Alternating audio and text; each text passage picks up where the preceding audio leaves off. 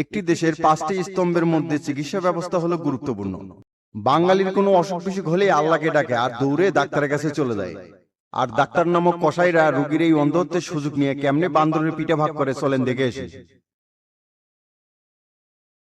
কে রে, জিতের কি হয়েছে? বাইক নিয়ে অ্যাক্সিডেন্ট করছে, হাত আর পা মনে হয় ছিলে গেছে। এই ওয়াক্তরা গাড়ি দিস কি জন্য? এইবার না তো 2বার অ্যাক্সিডেন্ট করলো। আমি কি ওক গাড়ি দিছি নাকি ভাই? ইসরে পাকা চাবি টেবিলের উপর রেখে ঘুমাচ্ছিলাম, মরদ সেনামি করে বাইর করে লিয়ে দিয়ে অ্যাক্সিডেন্ট করছে। খালি হাত পায়েই ছিলে গেছে, আর কোনো সমস্যা হয় নাই তো? সেটা তো ঠিক কোয়ার পাচ্ছি না, চলেন তো যাই ভেতরে দেখি। আচ্ছা চলে।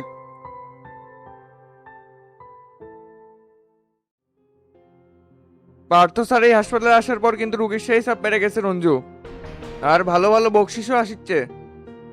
সেটা ঠিক আছে, কিন্তু রুগীদের যে হারে টেস্টের নামে গলা কাটা হচ্ছে এটা কিন্তু একেবারে অমানবিক। যে টেস্টগুলোর দরকার নাই ডাক্তাররা সেগুলো প্রেসক্রিপশনে লিখে দিচ্ছে। এই মেয়ে আসতে গো, চাকরি হারাবার চাচ্ছ নাকি? সিসি ক্যামেরা আছে কিন্তু। মনে রাখো এই হাসপাতালে কিন্তু আমরা চাকরি করি, তাই বেশি বোঝা যাবে না। হ্যাঁ, সত্যিটা বুঝলে বেশি বোঝা হওয়া যায় না, এটাই হচ্ছে আজকালকার দুনিয়ার নীতি।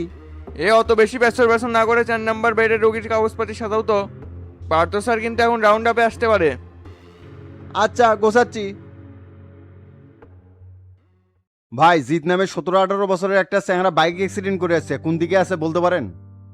আরে ভাই, সারাদিনই তো এটি বাইক অ্যাক্সিডেন্ট করে রুগী আসছে, সব ইমার্জেন্সিতে আছে। পোলাপান এত বাদর হয়ে গেছে, বাইক পেলে মনে হয় প্লেন মনে করে, উড়ে উড়ে খালি হাসপাতালের দিকে আসছে। এটা তো বাস্তবতা ভাই। তে ইমার্জেন্সি রুমটা কোন দিকে সেটা কোন তো? বামে যায় ডানের গলির শেষের মাথা। তে ইমার্জেন্সি রুমে তো ভেতরে কে ভাই? ভাই এটি থেকে তো ঘুরে পেছে দূরেই মনে হবে, বাইরে থেকে আসলে সামনে পড়বি। ও তাই তো, ভুলটা তো আমারই হয়েছে। তে ভাই, আপনার নাম কি, বাড়ি কোথায়? আমার নাম শাকিল, বাড়ি হলো চট্টগ্রাম ফয়েজ লেগের ওইদিকে। মুসা ভাই, জি দেখতে পাচ্ছি, ডাক্তার তো ওক বেড়ে দিয়ে দিছে। আচ্ছা যাচ্ছি।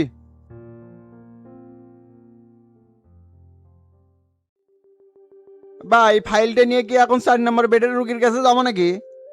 না, আপাতত ফাইলটা এডি থাক, স্যার আসলে তুমি একসাথে যাও। আর শাকিল ভাই, মোটরসাইকেল অ্যাক্সিডেন্ট করে এই রুগীগুলোকে সবসময় মতিন ভাই হ্যান্ডেল করে কে? রঞ্জু, 2 মাসই হয়নি তুমি এই হাসপাতালে জয়েন করছো, এখানকার রাজনীতি কিন্তু খুবই কঠিন। কেন কিভাবে অন্যায় কেন হচ্ছে এগুলা নিয়ে কোনো প্রকার মাথা ঘামানো যাবে না।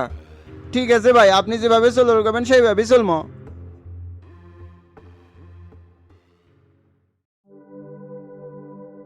কিরে, তো কোন একেবারে ব্যান্ডেজের পাঞ্জাবি পরে দিছে? ভাই হাত পা সব বুকে ছিলে গেছে, তো এই জন্য ডাক্তার সব জায়গাতেই ব্যান্ডেজ করে দিছে। হারামজাদা কোন সাহসে গাড়িলে বাইরে হচ্ছিল রে? আগের বার অ্যাক্সিডেন্ট করে হোশ হয়নি, এই জন্য আব্বাক কছিলাম যে এক বিদেশ পাঠিয়ে দাও, তা তো শুনলো না, দিন দিন ঘাট তেরা হয়ে যাচ্ছে। এ শুভ, এরকম বয়সে এমন হয় কে? তোর মনে নাই ক্লাস 8-এ থাকতে তুই আমার সাইকেল নিয়ে পুকুরের মধ্যে পড়ে গেছিল? হয় পরে আম্মু তো সেই মার মারছে। দেখছিস, এরও মনে আছে সে কথা। আপনার আশকারা পায়ে পায়ে কিন্তু এই এরকম হয়ে যাচ্ছে ভাই। শুভরে, কৈশোরকাল আর যৌবনকাল হলো অন্য রকমের, ঘাট তেরা না হলে পুরুষ মানুষ হিসেবে মানায় না। মনে রাখিস, জিত কিন্তু ভালো ছাত্র, একদিন ওই বহুত কিছু করে দেখাবি। ইয়েস ভাইয়া, আপনি ঠিক কথা বলছেন। দেখছেন ওর গলার আওয়াজ, মনে হচ্ছে কিছুই হয়নি। আচ্ছা জিত, মোটরসাইকেল চালাবার যা কোন সমস্যার মুখোমুখি হয় তুই অ্যাক্সিডেন্ট করছু? ভাই আমার কোনো দোষ আছিল না, আমি তো গাড়ি চালাচ্ছিলাম না। তুই গাড়ি কেটে চালাচ্ছিল রে? গাড়ি আমার বন্ধু স্বাক্ষর চালাচ্ছিল আর আমি পিছনে বসে আছিলাম। গাড়ি এমন টান ধরছে আর সামনে উড়ে পড়ছে একটা কুত্তো, খালি ছিটকে গেলাম। কে রে, তোর বন্ধুর কিছু হয় নাই? না, ওর খালি হাত ছিলে গেছে, আর যা ক্ষতি হওয়ার আমারই হয়েছে। ভাই গাড়ির অবস্থা তো একেবারেই খারাপ, সার্ভিসিং করবে গেলে তো অনেক কিছু চেঞ্জ করা লাগবে। এ পাগলা, খালি গাড়ির চিন্তা করিচ্ছু, এই যে বাইজে গেছে সেটা শুক্রিয়া আদায় কর। মোটরসাইকেল অ্যাক্সিডেন্ট হলে সচরাচর কেউ বাঁচে না, মরেই যায়। সেক্ষেত্রে এই অল্পের উপর দিয়েই বেঁচে গেছে।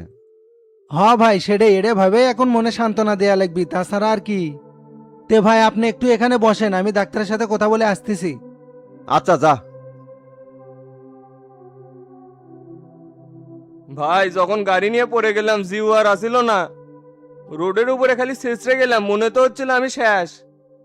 তুই তো ভোদাই বে, গাড়ি বার করছিল চালানোর জন্য, তুই বন্দুক চালাবার দিছিল কি জন্য?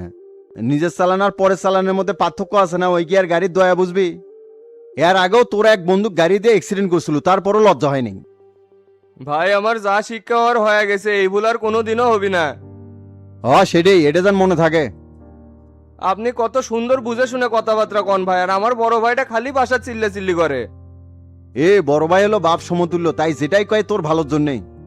তাই ভুল না বুঝে যেভাবে চলবে কয় সেভাবে চলিস, তাতে করে তুরই মঙ্গল হবি। এখন তুই একটু বসে, আমি একটু বাইরে থেকে আসতেছি। ঠিক আছে ভাই।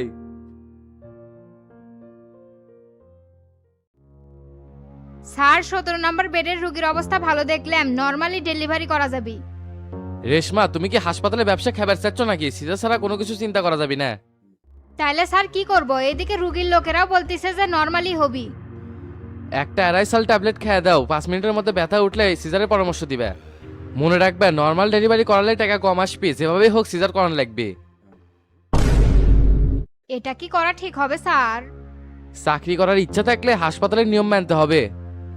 এখানে রোগী হলো আমাদের কাস্টমার, কিভাবে মাল্য বেশি খসান যায় সেই চিন্তা সবসময় মাথাতে রাখতে হবে। ওরে শালা, হাসপাতালে এই সিন্ডিকেট চলিছে, দাঁড়া তোকের ব্যবস্থা করিচ্ছি। আর গতকাল যে একটা রোগী আসলো, ওনার কি কোনো আত্মীয় স্বজন আসছে? না স্যার, ওই রোগীর তো কোনো আত্মীয় স্বজনের খবর পাওয়াই যাচ্ছে না। মনে হচ্ছে গ্যাসের থেকে এই ব্যথা উঠছে, হালকা ট্রিটমেন্ট দিলেই ঠিক হয়ে যাবে। হালকা ট্রিটমেন্ট দিয়ে ঠিক হয়ে গেলে ক্যাশ আসবি কেমনে? শোনো, অ্যাপেন্ডিসাইডের কথা উল্লেখ করে অপারেশনের পরামর্শ দাও। তারপর কৌশলে একটা কিডনি খুলে নেবো, কোনো কিছু বুঝতে পারবি না।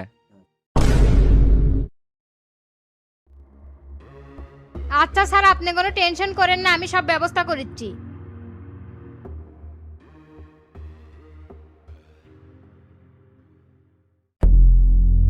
কি ব্যাপার, আপনি এখানে কি করতেছেন? এটা হাসপাতাল প্রাইভেট এরিয়া, বাইরের লোক নট অ্যালাউ। রাগ হচ্ছেন কে ডাক্তার সাহেব? আপনাদের দোকানটা না ঘুরে ঘুরে দেখেছিলাম, আর এখানে কোথাও তো প্রাইভেট এরিয়া লেখা নাই, তাই ঘুরতে ঘুরতে ঢুকে পড়ছি। আপনি কত নাম্বার পেশেন্টের কাছে যাচ্ছেন? 40 নম্বর বেডের বাইক অ্যাক্সিডেন্ট করছে, রুগীর নাম হলো জিৎ। ও আচ্ছা, রোগীর কন্ডিশন তো খুব খারাপ, পুরো শরীর এক্সরে করা লাগতে পারে। কি করছেন ডাক্তার সাহেব? রুগী দেখে কথা করছেন না আন্দাজে ঢিল মারিচ্ছেন? রুগীর অবস্থা তো একদম ফিট, হাত আর পাও ছিলে গেছে, আর আপনারা পুরো শরীর ব্যান্ডেজ করে দিয়ে কোন অ্যাঙ্গেলে করছেন যে রুগীর কন্ডিশন ভালো নয়? ডাক্তারগণের সাথে মাতব্বরি করা আপনাদের মতো লোকের স্বভাব হয়ে দাঁড়াছে। এতই যদি বুঝলেন নি, তাহলে আমার জায়গাতে আপনি থাকলেন নি। এখন এর থেকে চলে যান তো, মিশে আপনার সাথে খাওয়া পেছার বেড়ার সময় নাই, আমার 1 মিনিটের দাম অনেক। শালা মাদারি, চিকিৎসার নামে ধান্দাবাজি শুরু করছি, সেটি তোর ব্যাপারটা পরে দেখেছি।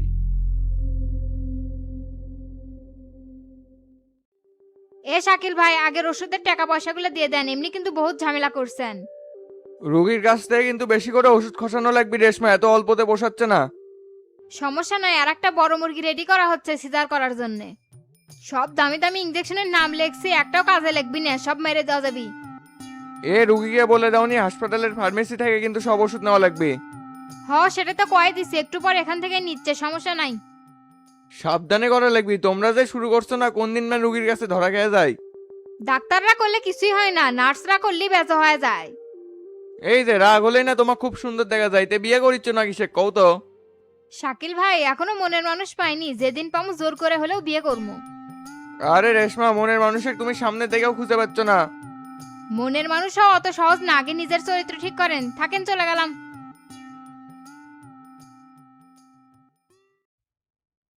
ভাই কোনটি গেছিলেন? প্রেসক্রিপশন নিয়ে আপনাকে খুঁজে বেড়াচ্ছি। তুই প্রেসক্রিপশনে কি কি ওষুধ দিছে রে? এটি ওষুধ কোনটি পেলেন? দুনের টেস্ট দিয়ে ভরে দিছে। সামান্য ছিলে গেছে, তার জন্য রক্ত পরীক্ষা, ডায়াবেটিস সহ 8টা পরীক্ষা দিছে। ডাক্তারের এলাকা আরবারে তো মাথায় ঘুরিচ্ছে ভাই। কোষ কিরে, তাহলে তো দেখিচ্ছে শালারা কষাইখানা খুলে বসছে। শুধু এটাই নাই, ঘুরে ঘুরে আরো বহুত ঘাবলিং দেখলাম। চল তো ওই ডাক্তারের সাথে কথা কই। ভাই চলেন, এরা মানুষ না ওয়া মানুষ, এদের একটা শিক্ষা দেয়াই লাগবে। কি ব্যাপার, আপনারা কেমন হুমুত করে আসেটি বসে বললেন? যে টেস্টগুলো দিছিলাম এলা খারাই হয়ে গেল।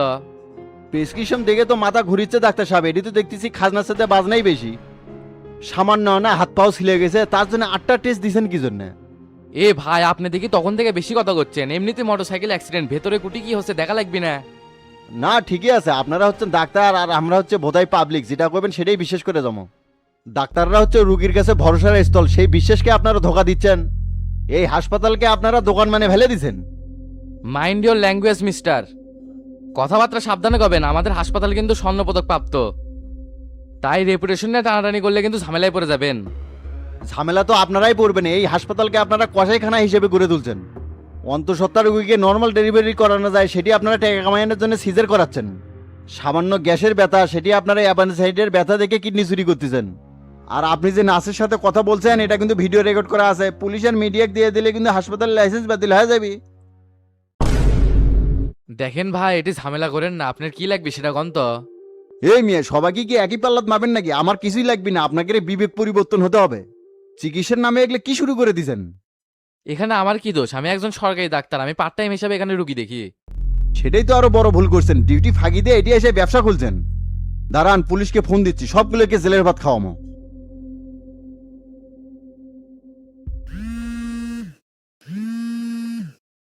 হ্যাঁ মুসা সাহেব বলেন। আপনার হোয়াটসঅ্যাপে যে ভিডিওটা পাঠিয়ে দিচ্ছি সেটা কি দেখছেন? হ্যাঁ দেখছি, আপনি হাসপাতালের ওটাই থাকেন, আমি আসতেছি, সব শালা আজকে বেঁধে নিয়ে যাবো।